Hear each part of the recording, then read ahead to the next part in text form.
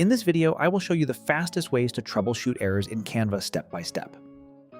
First, try refreshing the page. Sometimes Canva doesn't load properly because of a temporary glitch. Press Ctrl+R on your keyboard to refresh the page. If you're using a Mac, press Command+R instead. Wait a few seconds and check if the error disappears.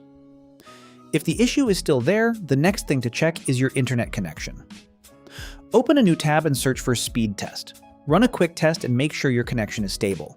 If your internet is slow or disconnecting, try reconnecting to Wi-Fi or restarting your router before testing Canva again. Another common fix is clearing your browser cache. Click on the 3 dots in the top right corner of your browser and select Delete Browsing Data. Make sure cached images and files and the other required options are checked. Then click Delete Data. After that, restart your browser and open Canva again.